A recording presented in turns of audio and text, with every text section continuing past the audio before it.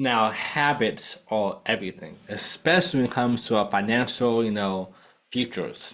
Which is why this part of the section is going to be crucial for you to understand what are you doing currently that's going to take away, subtract, or add to your legacy, your empire, your financial well-being. The list goes on. This one is one of the most important sections when I say this every single time because they all kind of stacked on top of one another. And once you understand how habits really shape who we are in terms of as individuals, as a mass, and also our financial futures, it will change the way you handle your finances moving forward and also how you really break down your habits as well. So welcome to Money School.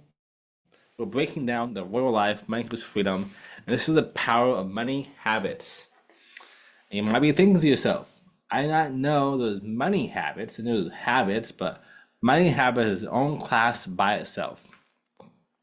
So what we'll cover today, what are money habits? We'll break down what makes money habits important. We will also cover common money habits,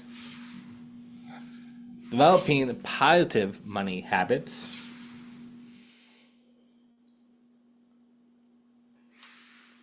and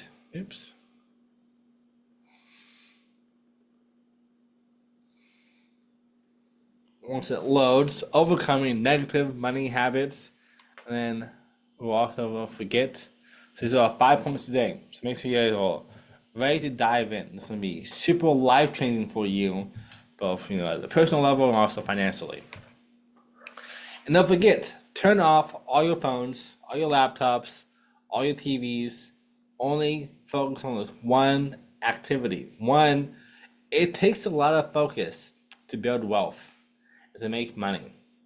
And if you can't focus during this, it's gonna be really hard to make that happen for yourself.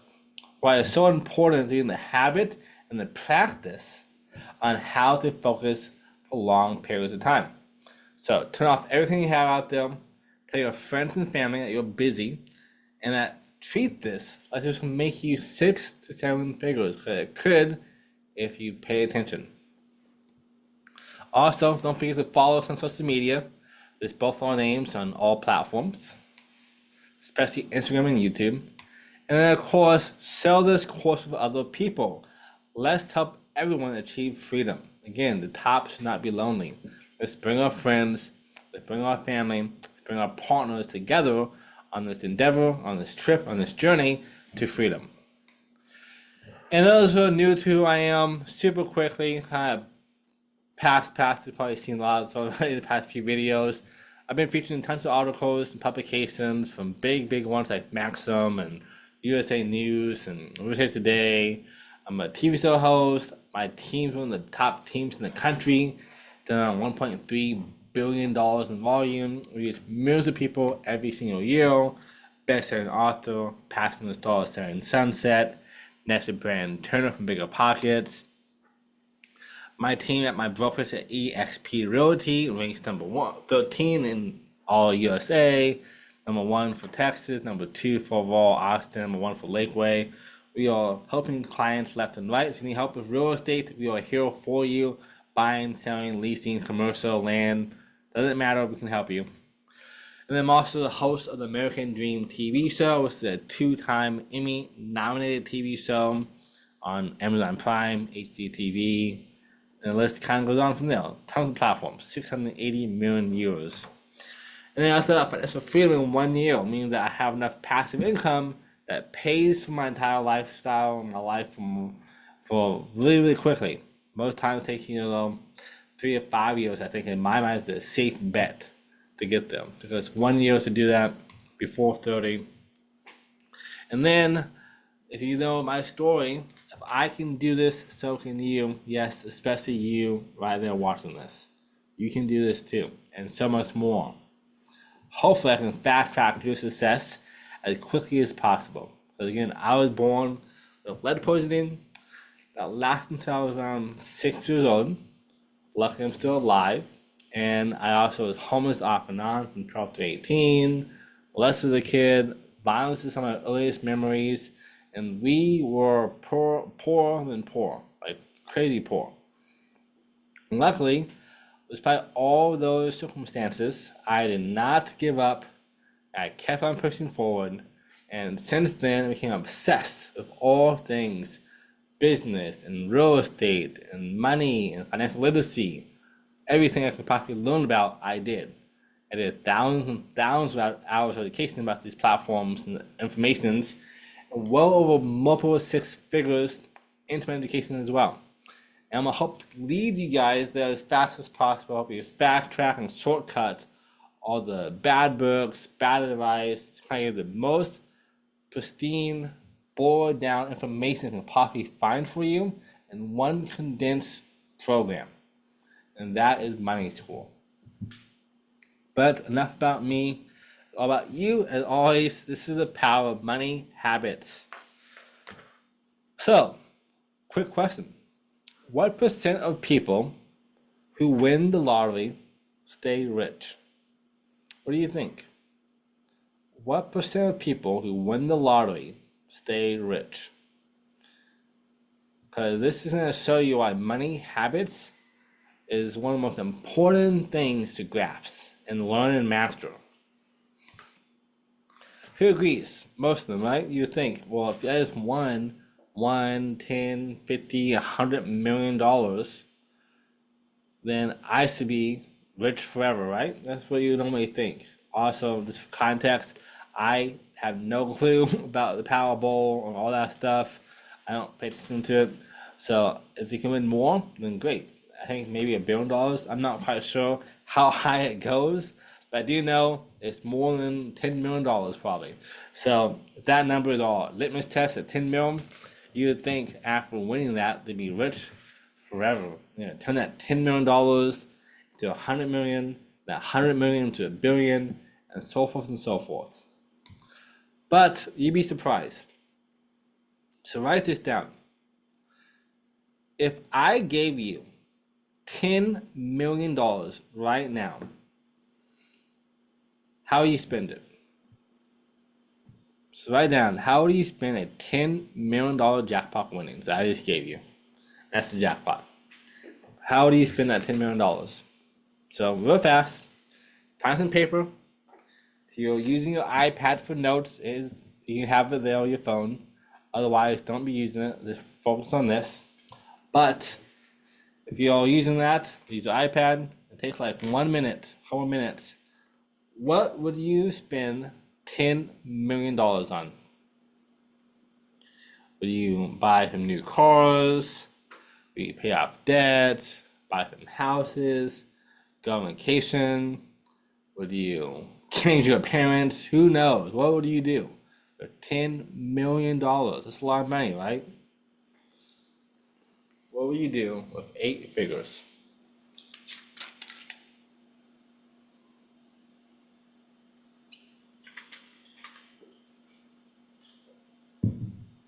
And there's no wrong answers. So it's all to yourself. To keep it to yourself.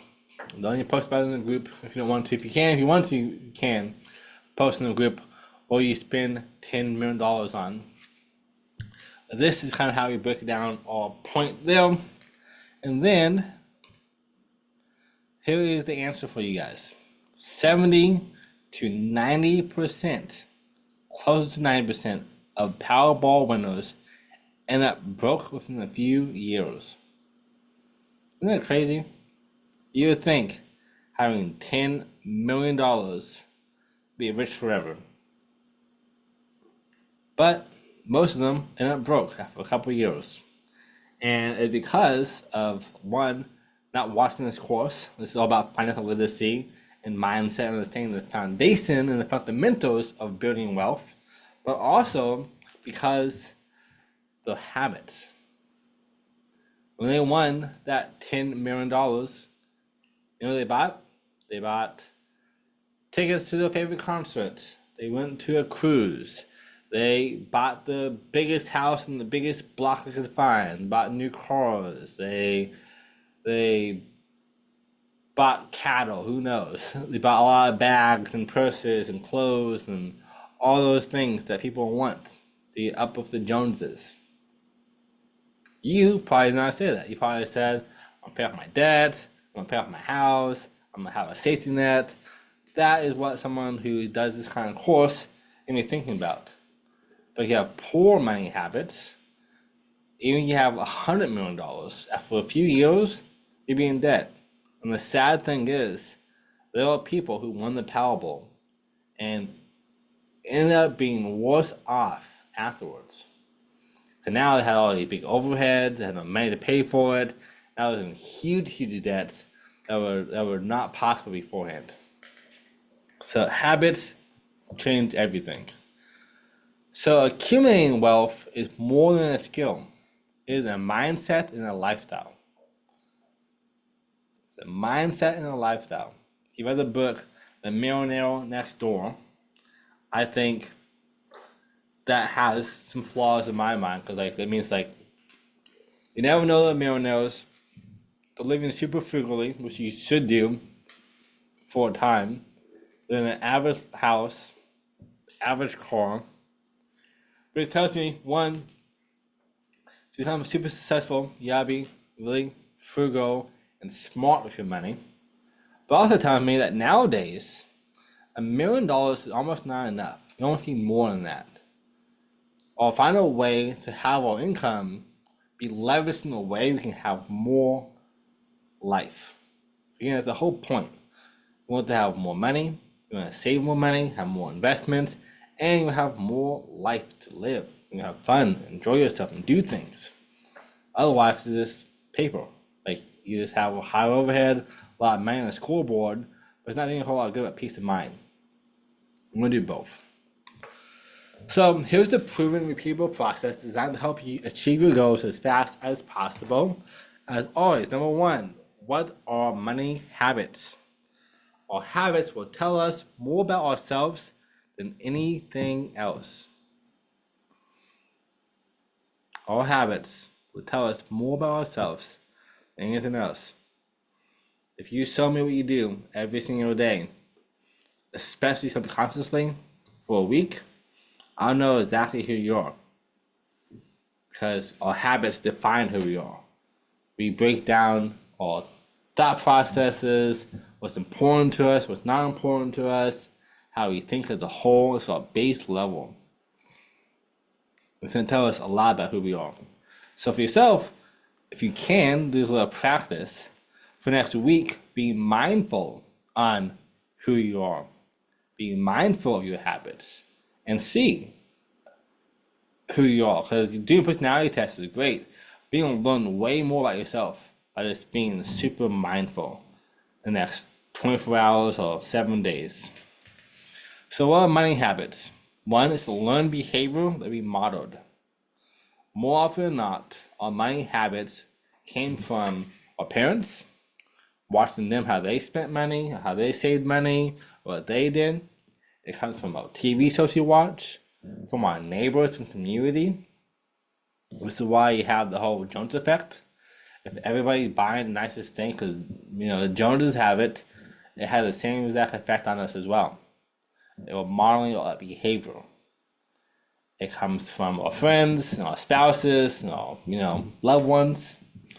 And that is our money habits that we're learning every single day. And it's just a model behavior that can be changed in a second. It all comes down to decisions. We make the decision to change it. It is super changeable. I can either spend all this money on random stuff, which could be a habit, or I can say, hey, I'm going to save this money and invest it in something more important, and more assets, and more team members. This is habits. Because I'm modeling behaviors of multi-millionaires and billionaires. My goal is to become a billionaire one day. That's what I model.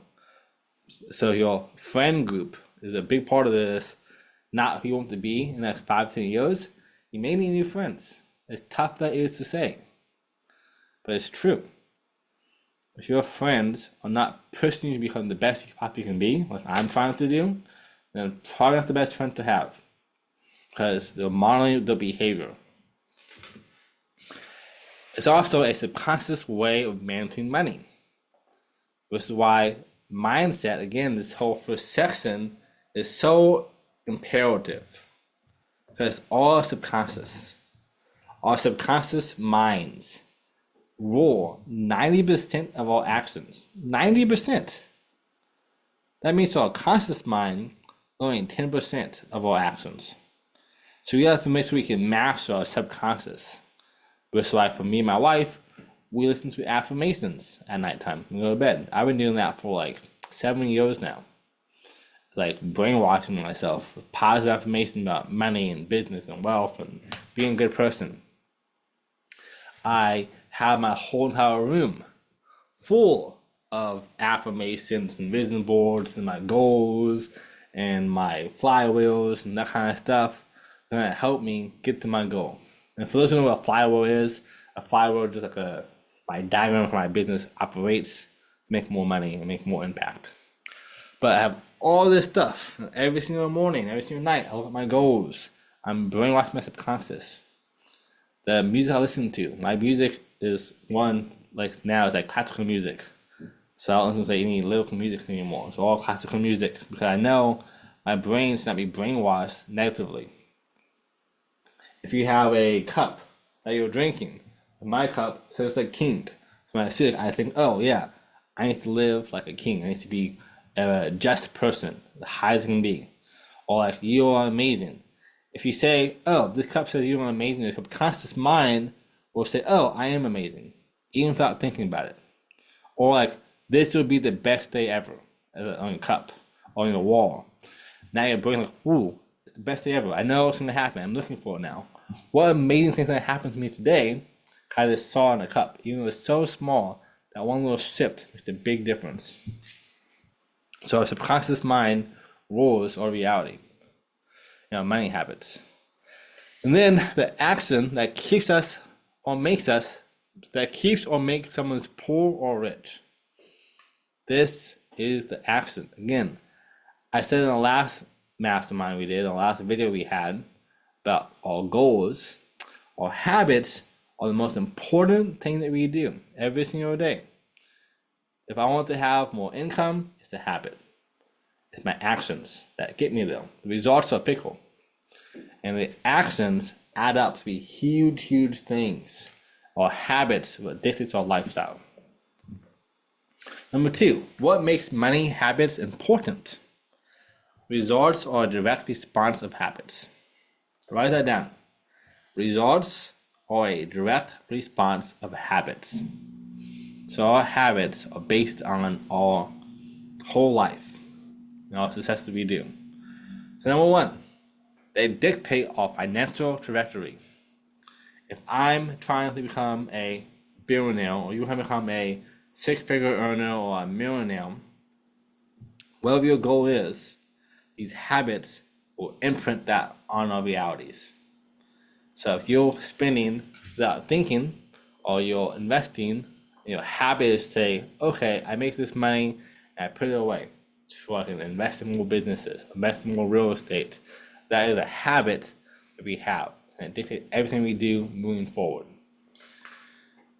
They also determine our day-to-day life. This is more than just how we spend money, how we live our life. If we are not financially sound, our day-to-day life will look less. It's more scarcity, not abundant. You can't just buy, coffees. You can't just go and take a day off. You can't just do what you want to because our habits have put us in a position where we're not allowed to do that. Which is why habits are so crucial for us. By having them in place, we're now able to make sure that our day is designed by us. Because what normally happens, either through our businesses or for our jobs or through our finances, we will kind of create a whole entire life around our businesses, or around our job, or around our financial income. But instead, we should create our businesses, financial income around our life. That makes sense? We should not have a whole entire life, a whole business being structured and everything else. It should have that whole thing, or money, or income, or job, or goals, to be evolving in our life. It's more holistic that way. That's why it's by design. Number three, they showcase our current money mindsets. All habits is a part of our money mindset. If I see a book about finances, do I buy it? If I see a course, do I take it? If I see a program that says you can do X, Y, and Z, or how I make $10,000 a month, do I think I can do that? Or does that scare me away? I'm afraid to invest in courses that says I can make $1 million in 6 months, and I don't do that.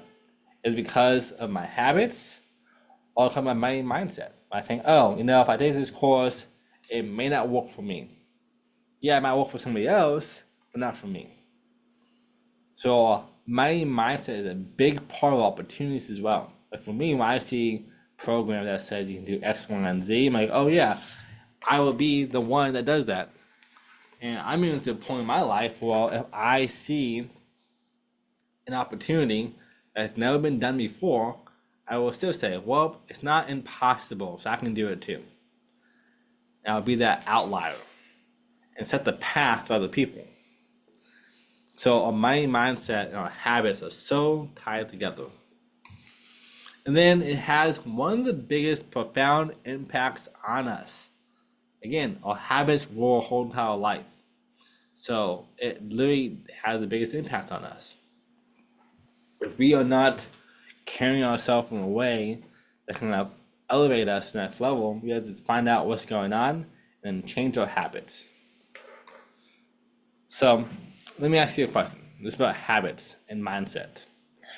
Would you rather double a penny for 30 days or have $1 million? Which one do you want? A penny doubling every single day. It's only a penny. Or $1 million given to you. Which one do you want? Now, for those of you who went to school in America, you probably already know the answers to this.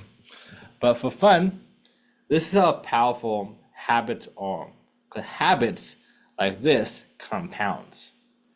If my habit is to eat junk food every single day, or to spend money on junk food, on time together, not only am I losing money on nonsense stuff, but also I'm gonna be in more debt, or have less money and less means, and become fatter and fatter and fatter. So my habit is compounding at an exponential rate that's hard to stop later on. That's why I said this is so important. So, day 1, 1 penny. You doubled 2 pennies. By day 15, woohoo, we have $163.84. We are rich. We can buy a nice restaurant now for one person, maybe two if you don't drink alcohol. So that's what happens in 15 days. So right now, those who said I want $1 million instead, good choice. 15 days in, not looking that hard. But here's the break point. Day 16, $327. Day 20, you have $5,000. Day 21, you have $10K. Nowhere close to $1 million. Not even by a landslide. But it's getting though. That's the break point. And this is why habits are so important. And also, what's funny about this is for a habit to be either created or destroyed or replaced, they say that it takes anywhere from 14 to 30 days. Most people say 21 days. At that 21-day threshold, that break point, that habits be solidified enough that it stays with you. So you want to go through this example for yourself. Let's say right now you buy coffee every single day. This is going to say $10. You say you have nice coffee. That means you spent $300 on coffee. It's not a lot of money, but $300 on coffee in 30 days. And that's your habit now. I quit drinking coffee probably 3-4 weeks ago, And the hardest part for me is not the lack of coffee, it's the habit and the routine of having said coffee. But now, after doing this for so long, it's no longer my habit. My habit now is drinking water or juice or my sparkling water. That's my new habit. But try it for 30 days or even social media. Like if you're in that kind of habit, how often do you check your phones? Does it help you make more money or not? If you can go 30 days without doing that, before long, your new habit is not doing that. And this is why also this is so powerful. In 30 days, it can be a lot different on how much money this penny made them. Day 22, 20K. Day 25, 167K. Look at that. Day 28, $1.3 million. Day 30, the habit is now solidified, as an example, and you just made $5.3 million. $5.3 million. That is $4.3 million more than making $1 million. And this is how compound growth works for our habits, for our money, and our wealth, and for ourselves. So for yourself, next 30 days, I want you to have one new habit. Try something you want to do, or stop something you want to do, and see how it works for you in 30 days. So you will see how vastly your life will change in that time period. It will change like night and day. Again, a lot about success is not so much what we're doing, but what we're not doing. So I can stop doing stuff. I'll probably have more success than by adding more stuff to it. If I stop drinking, if I stop doing gossiping, if I stop doing social media, if I stop doing negative habits, if I stop watching TV and social media, taking away those things will be more impactful for me than learning a new skill. It will be more impactful for me than waking up early. That's crazy, right? So subtracting will almost always give you way more than adding, depending on where you're at in your life. If you're super dialed in, then adding more activities, adding more habits and routines and volume and leverage will make a difference for you. Because you're just starting off from learning skills and build your skill sets and your wealth, it's going to be mostly taking stuff away for you. And then here's another example of why habits are so important and how compound growth works. Investor 1 starts at age 25. She sets aside $5K a year for 10 years in a row. No more investments after age 34. For 10 years, 9 years, she just did $5K. So like $50,000 in an account. It's not a lot of money. You can use the $5K just by stop drinking coffee and eating at restaurants. You use $5K pretty quickly in a year. I think it's like $95 a week to get there. A little more. And then, investor 2 starts at age 35, invests $5K as well, but for 30 years in a row until he's 65. So 3 times longer. Invested $150,000 into his account. And the first person, starting 10 years sooner, again, have habits built on itself, is she made $787,000 at 8% return on $800K by 65. He started 10 years later, but invested for 20 years longer and made $611,000, almost a $200K difference. So one, starting early is super imperative. The faster you can start, the more powerful it's going to be for you. And then 2, she stopped. Imagine if you kept up that same rate, how high would it be? If she invested from 25 to 65, she'd have way more, like millions of dollars in there, because she played the long game, not just front loaded it. But you can just front load if you want to. You can just front load 10 years, change your whole entire life. It works for this, for investing, for skill sets, and also just active income.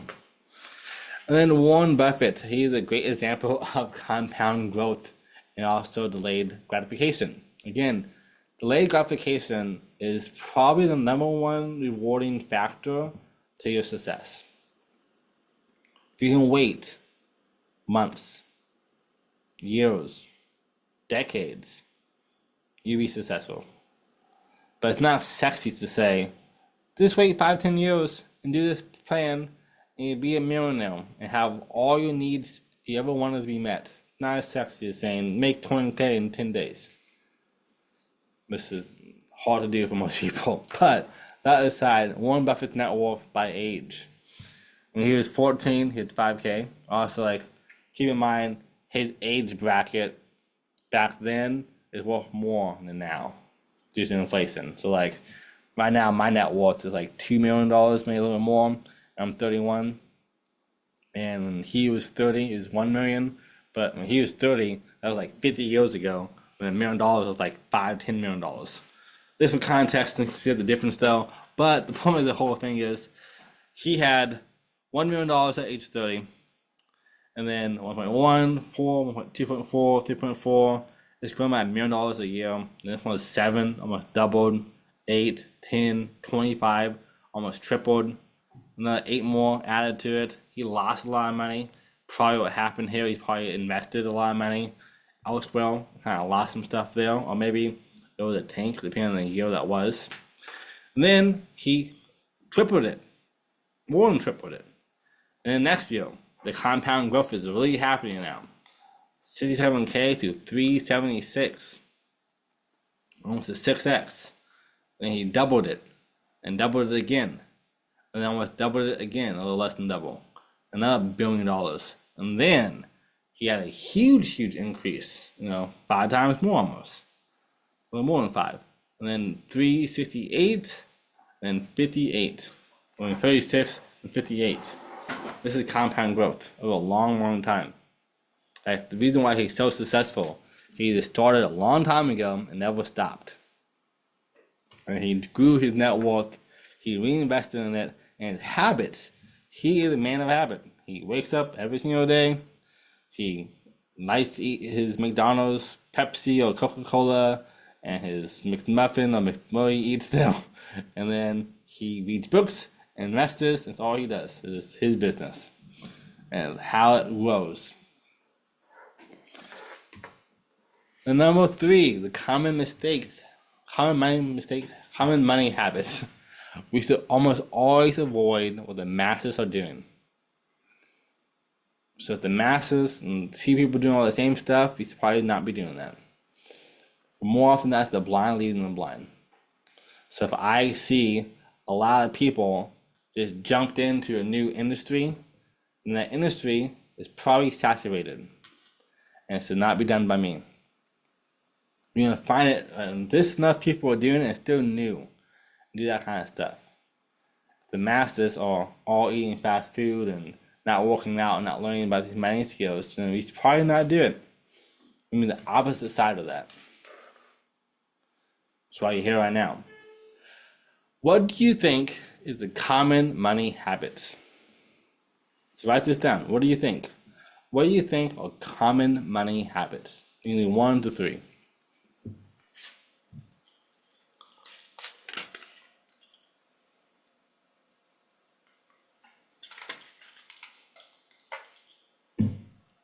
What are the common money habits? So, common money habits is going to be, number 1, impulsive spending. That is a huge one that people do all the time. They will leave the gym and they'll buy coffee or buy food. They will drive down the street and see a fast food place. Oh, I actually want that now too. And they'll buy it. Or me being the ad person that old agencies to own, running ads. As an in-post, people would see my ads, opt in, and work with us for helping them get more clients or helping them sell, buy a house. It's in-post. Oh, I see this thing, I want it. Or even on a more mass scale, if you look on TV, you see ads about food or about watches, about cars, about purses, cigarettes, drinking. We want that too. Because impulse spending. This is why companies will spend so much money on advertising or having placements in TV shows.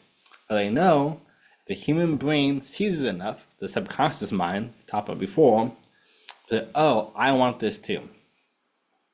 I saw it on the show 20 times. I'm gonna have it as well now too. I stopped drinking a while ago. I didn't have a problem, but like to me, my business is more important. And having a drink ruins your body for 3 or 4 days before it's back to normal. And your sleep is messed up, and the list goes on. I can find for a long time why drinking is definitely this poison. But the point of this thing is, I used to watch Mad Men. My wife. This is like about ad agency back in like the 60s or 70s with Don Draper, and they used to drink so much, like and smoke cigarettes. It's like every scene they were drinking something. And I remember when I watched that, man, I want to buy a drink right now too. I used to buy me a 6 pack of IPA or old fashioned and have a drink when I watch this. This is impulse spending because I'm like, I see this and being programmed by TV shows, being programmed by ads and billboards, and by stuff I see. So it's impulse spending. This happens without us even thinking about it. And then it also has accumulation of high interest debt. By having impulsive spending leads to high debt. On our last call we did, we broke down two people. One person who is pretty financially stable and they live below their means and had $1,000 left over every single month to pay off debt. The other person lived above their means, either had no money, living paycheck to paycheck, which is most people. Majority of Americans, I think 76% of people live paycheck to paycheck, even wealthy people, because of the way they have the impulsive spending, and the habits and routines, and accumulation of high debt. And the debt will compound itself. So before you're making, let's say, 5K a month or 10K a month, and you had all your things maxed out, then you add in the interest rate of the credit cards, now you're negative $200. This is how a huge hole happened and a huge deficit happens to people in America on credit card debt. This is why it's so important to avoid the common money habits. It's what the common people have. That's why they say that. Common people, common money habits. Neglecting tracking expenses or income. Again, every single week, you should be inside your books. Even if you have an accountant or a CPA, you should still be in your books every single week yourself to know what's going on. You should track your expenses, your income, and so forth. What I like to do is a little fun game. I say, okay, I don't want to spend more money than I made in a day. So if I had a low day that day, I'm not going to spend any money. But a high day that day, I still don't want to spend a lot of money. But that's because my money habits are like, how can I make more money and grow my empire? But the big thing to track is how much do you spend in a day, how much do you make in a day. Track those two things, and you can see what's going on. You can see a common trend there. You can see your habits, your routine, and live time in front of you. And a little bonus point about impulsive spending, what you can do, kind of go back real fast, is whenever you go places, don't have your credit cards with you unless you absolutely need it, but don't have them with you, have them at home, and only have cash with you. That way, whenever you are buying something, and you take out cash to buy it, you can see it leaving you. The problem is when you have a credit card or a debit card, we don't see the money actually leaving us. So it's like, oh, I'm gonna swipe my card, buy my stuff. There's no like tangible thing other than zeros and ones. Whereas if I have cash in my hand and I'm spending that money, I can see that I give them $100 bill, got back $20 instead. That's a huge way to make sure you spend less money impulsively and actually see what's going on and track it. So if I want to make sure that I track my income and my expenses, I say, okay, great. My job pays me $250 a day. I'm gonna take out $250 a day today, and that's all I have to spend for that day. Granted, don't spend all that money, spend like a portion of it, but that besides the point. This allows me to see what's going on in live time and to be part of that. I'm sure we did a study actually on how much more money people spend now than before when there was no debit cards. It's probably staggering on how much more debt there is, more impulsive spending there is because of that. And then money hoarding is another common money habit. You'd be surprised. Say, wait, money hoarding is not a great thing. They have lots of money stockpiled up. Well, yes and no. Hoarding money, just hoard money by itself, is a waste of money because it's a tool. Money is a tool and a resource used for making more money, making life better, experiences, list goes on. But if it's hoard money, then it's useless. I created a forum a few videos ago. My great-great-grandparents hoarded like $1 million. And back then, it was like $3-4 million probably. The next generation, because no one learned about money and financial literacy, they blew all the money before my parents, my mom in this case, were alive. So she saw none of it. One generation. One of them made it, one of them spent it, next person had none of it. That quickly, it all went away. And they probably spent that in a couple of years, if that. Why money hoarding is not good in itself. Because a lot of people I've seen or heard about has hoarded so much money and passed away and it did nothing for them. So you don't want to be too cautious or too risky. You gotta find that happy medium. And normally, if you're younger, take bigger bets. Maybe you allocate 70% of your funds towards investing for budgeting, for growing, and have a 30% buffer zone for you. If you're older, you want to do flip-flop that. Maybe you have wealth, now it's preserving your wealth. So you invest 30% of your income or your assets to grow more assets and have 70% of your income and wealth stockpiled as a buffer for you for protection for the future generation. And then living beyond one's means, living beyond one's wage.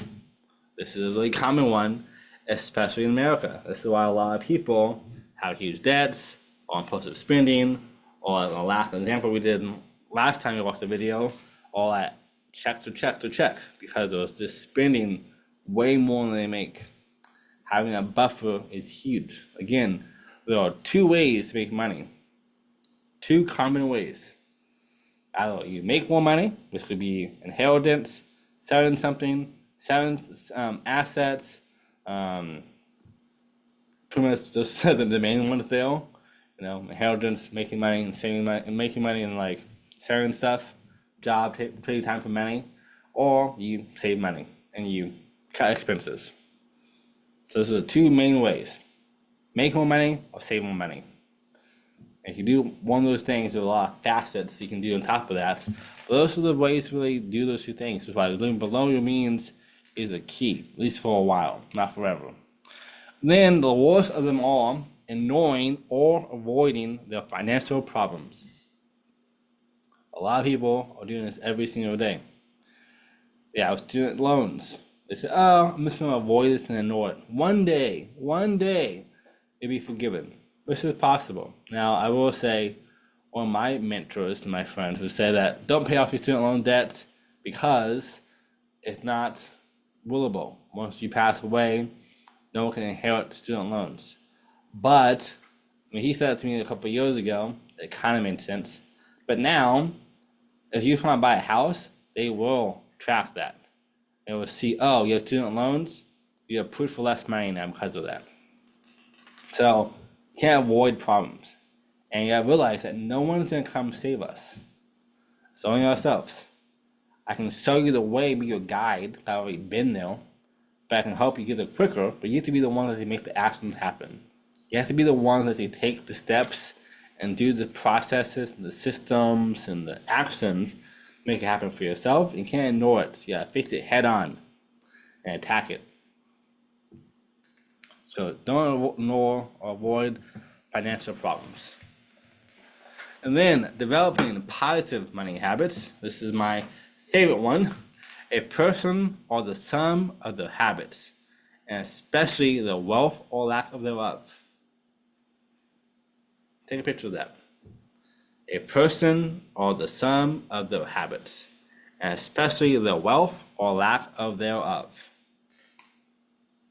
So number 4, developing positive money habits.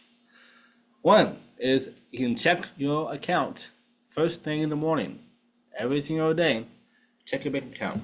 Like I even have my phone or my email me every single morning my balances. How much I spent, how much I made, and how much is left. Every single day, I do this. First thing in the morning, before I look at my social media account, before I do pretty much anything else, I see my account. That's going to inspire me to do more. It's a positive money habit. And most people want to avoid that. So I say before, in that one, people avoid the problems. But instead, if I see it every single day, I'm way more motivated now to get it out of my path. Make sure it's done correctly and fixed and cleaned up. It's like if I have a huge mess in my office and I can't see it, I was tight out of mind, who cares, right? I don't see it. But if I can see it, I'm gonna clean that. That's why having a habit of checking accounts is so important. Debts or assets, all of that. And then creating and sticking to your budget. Automate if possible. Because also really big. What we do for a lot of stuff, you have all stuff automated. And what you can do is you can go to your bank, say, hey, bank, create me 5 accounts. I want 5 accounts. 1 account is for savings. I want to save 10, 20, 30% of my income. Every check I get goes into savings. Another account for future investments. Actually, is backtrack real fast. My first account the first one I used to have, to be paying yourself 10% of what we do. So my first thing I get, every check I get in the mail, I pay myself 10% first to my account. That is for me. It's my own money, either for investing in 1 year's time. That's my goal. So in 1 year, I want to save up 10% of all my capital I ever got from all my incomes, and I'm going to spend that to buy more assets. That's number 1. Number 2 is a savings account. Number 3 could be for your debt and your taxes. Number 4 could be for, future investments, all in a bucket by itself. And the 5th one is going to be for you, like your life, in terms of rent, mortgage, your car payments, your insurance, your fund, all that stuff. And if you want to, you can add more. You can add one for vacations. You can add one for your students. For your kids, for the student college funds. You can add one for retirement. So you can add more than 5. Like I think we have probably like 9 to 10. 9. We have 9 accounts that we use. They're all like for placements, for allocations for our funds. So this one is huge. So stick to your budget, live by it. If you need to, have cash pulled out and used every single day for that budget. And then pay yourself 10% first. Like I said before, that's a huge thing. The funny thing is when you do this, you think that you will have no money. Like, I can't afford to do that. I thought the same thing. But what normally happens is, 1, you won't even miss it. Like the 10% you had, you probably won't even notice. You can still do all you want to do moving forward without any hiccups, any headaches. Number 2 is the universe is funny. When you have more money, you make more money. It's like the universe knows, oh, Susan or Sally or April or Megan or John or Jacob, Cody, what your names are, is saving money. I now know that they are good with money. I'm going to give them more money. Because money attracts money. Even if it's always in the own account by itself, it will attract money for itself. So pay yourself 10% first, like a little tithe almost. It's to you instead. Oops. And then practicing mindful spending. This one is massive for you. Every single time you buy something, be mindful. Why are you buying it? What will it do for you? How will it help you? What purpose does it serve? Do you need to buy Ben and Jerry's? Do you need to buy that restaurant? You need to buy that car or that house or that thing? What is the purpose behind it? Being mindful of it. Use Socratic thinking, the type that we discussed before. What are the main purposes of that? So you have to avoid impulsive spending. Buy with purpose. And then networking with rich and wealthy people. Right now, you being here, you're networking indirectly with wealthy people. It's going to change your mindset. Again, we are the sum of our 5 friends, or the sum of our 5 influences. So right now, you're being influenced by me to have better money habits, to make more money, be in better shape, be better people in all areas, to be amplified by money, to be your best self. If your people you're watching on social media, they're bringing you down, or taking away from you, or making you feel less than of, then you should probably unfollow them. You want people that elevate you, that pushes you up higher. And when you have rich friends and wealthy friends, they will make you wealthy. If I have 5 friends that are broke, I will be the 6th broke friend in that friend group. If I have 5 friends that are billionaires, I will become the 6th billionaire in that friend group because it pushes you to become better. Now, caveat, in the beginning, it will be hard to make friends with rich and wealthy people. Yeah, still step it. Normally. Lucky for you in the community, people here are probably pretty affluent or trying to become that and hang out with those kind of people as well. Because the golden rule that I've learned and followed is a law of 33%. I should spend 33% of my time with those on the same level as me. So my main peer group are all millionaires for the most part. Most of my friends are all millionaires and multi-millionaires. My main friend group. We're all on the same level there, same discussion, same value add, and so forth. It makes more sense. Then the next group of people to hang out with should be just below me, or below me in terms of financial points. I think everybody's equal in terms of like, we all deserve rights, we all deserve to be treated fairly, but we're not all equal when it comes to skill sets or when it comes to finances.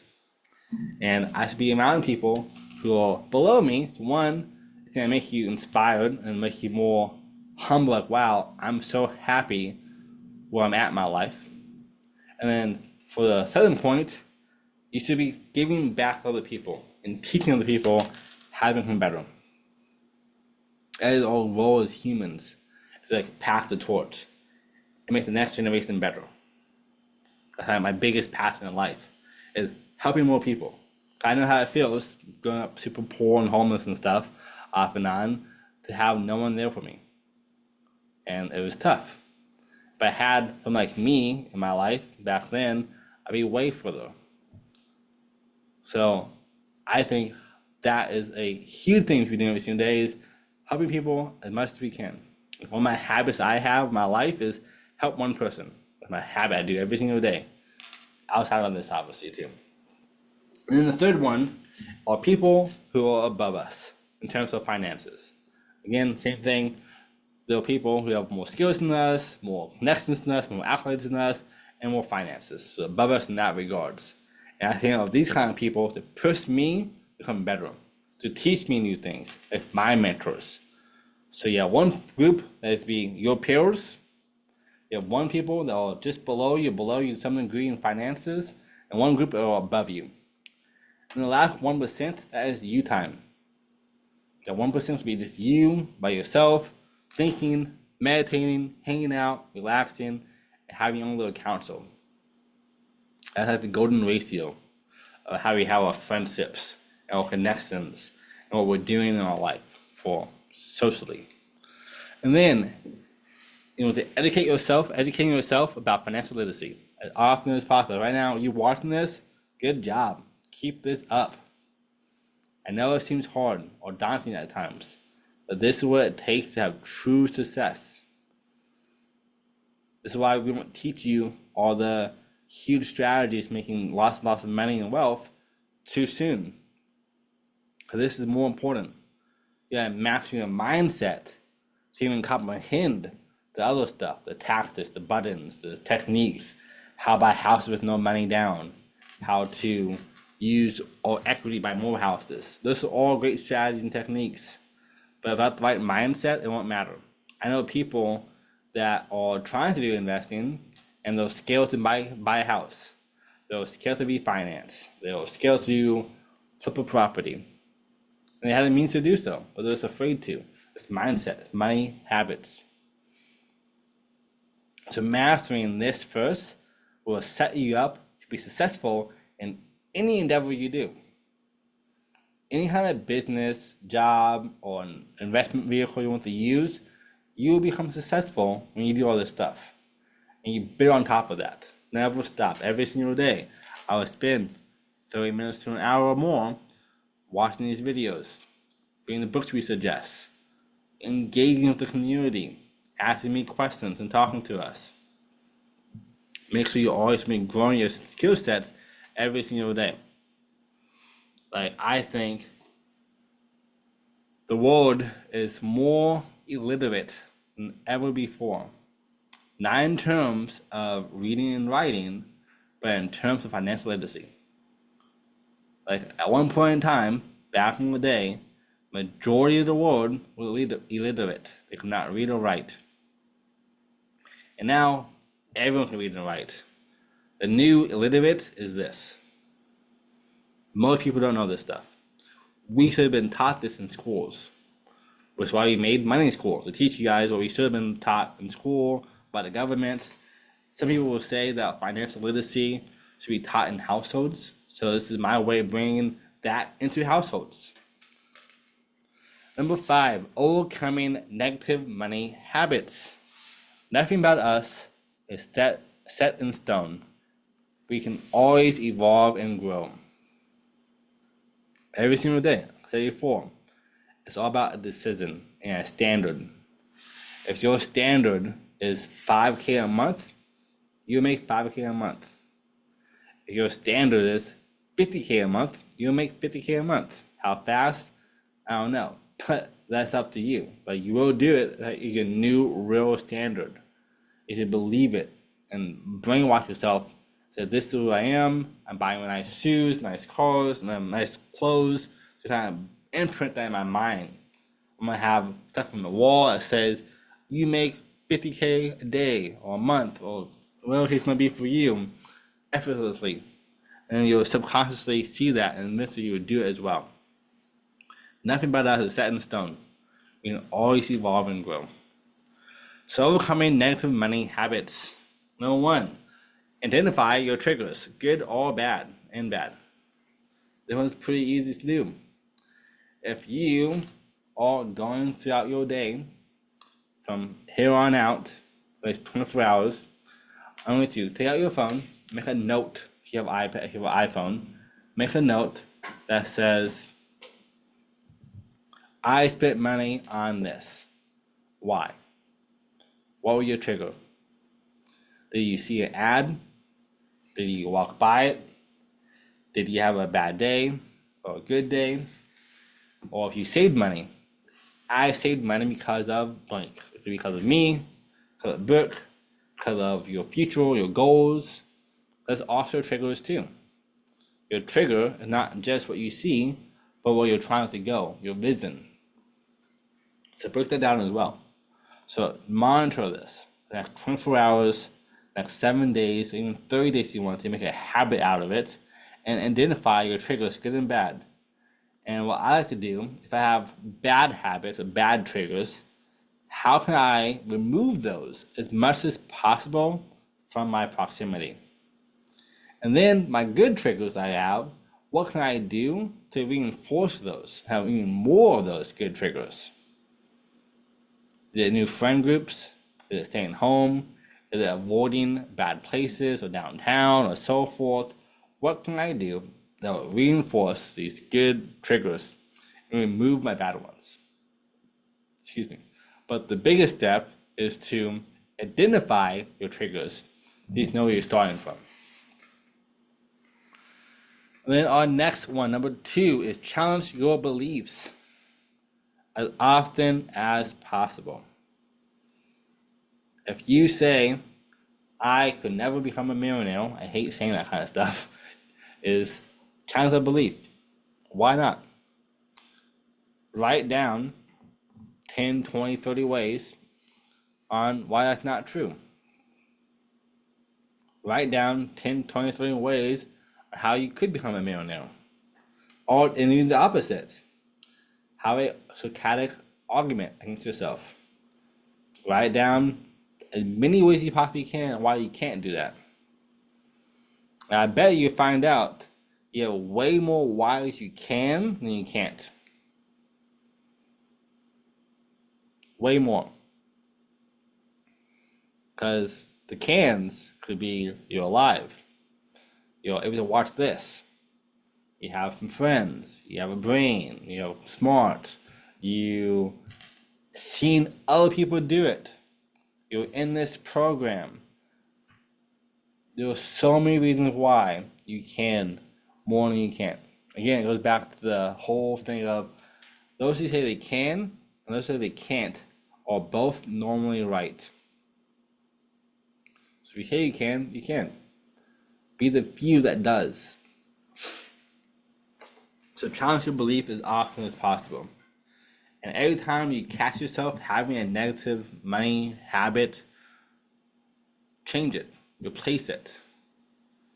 So you're walking down the store and you say, I can't afford that purse, or I can't afford that jacket, or I can't afford those new phones. Say, I am making my way to be able to afford that. Or you say, I am choosing not to buy that and to make a better future for myself. It's growth mindset. Or how can I afford this? Or I'm saving up to buy this. There is simple little things. And this works not just for like money habits, but like even negativity. If I think to myself, oh, I'm not that attractive, I say, oh, no, I am attractive. Oh, I am loved by more people. Or people are attracted to me. Like I can change that mindset and have a more powerful for me as well. And before long, you brainwash the subconscious mind. Again, on the notepad, track these. How many thoughts do you have a day that are triggers for you? How many thoughts do you have a day that are negative beliefs? And how can you change it? These are all massive things to do.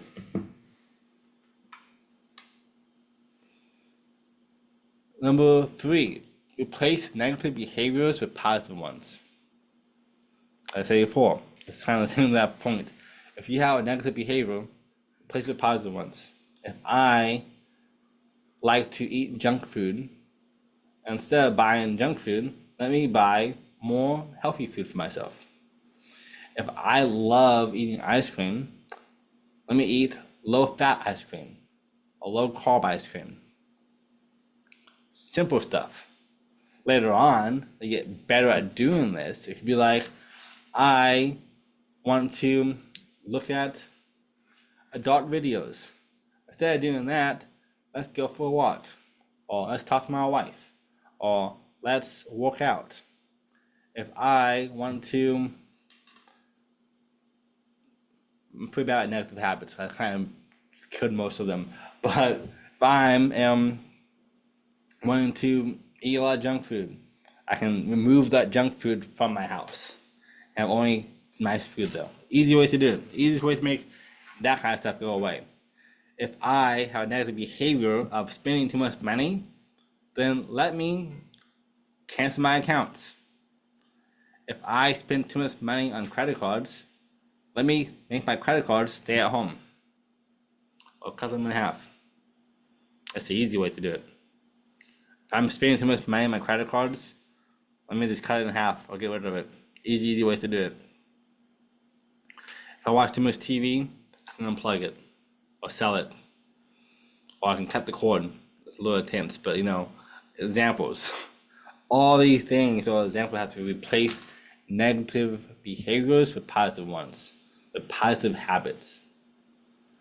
If I drink wine or beer or so forth, let me replace all those things with healthy drinks. Or only buy 1 can at a time instead of having 3 or 4 cans accessible. And the easiest way to replace negative behaviors is to replace them with positive one. Like, it's easy as, because we need to have a void filled. If I like to read books about non-fiction, which is fine to do, but I can then change it to business books only, and it's replace that same action with a positive one. So for yourself, I would track 3 to 5 habits you have right now that are negative to you. Again, I won't tell you what is positive or negative for you, but for yourself, find out 3 to 5 things that are negative in your mind. You know they are. I don't need to tell you. You know what's holding you back. You know what you should be doing. You know what you should be doing. And cut those habits off. Those 3 to 5 things. Okay, credit cards if you need to. Hide them from yourself. Go a different way home. You're trying to avoid certain food places. You know what you should be doing to make your habits work. Same for working. Like for me, my habit of positive working is my phone is put away, my stuff is turned off, my wife knows I'm in here working, I'm undisturbed because I'm just in my office and nothing happens to me. I have nothing else to do. All I have is a laptop screen and my business stuff. And for social media, I have blockers on Facebook, on YouTube, on Instagram, all my platforms. If I go there, I see nothing. It's just blank. It makes it really easy for me to be only on positive stuff. It sounds intense, but to become a millionaire is a lot of work. Why most people don't do it. To become more successful is a lot of work because it takes a lot of effort to make that happen for yourself. So this one is key. Why I spent so much time on this one. Replace negative behaviors and habits with positive ones. Stick to your SMART goals. We made them last time. SMART goals are going to help you have 10 times more success rate and have a success rate of 76% to 90%. That's insane. That's a huge upgrade.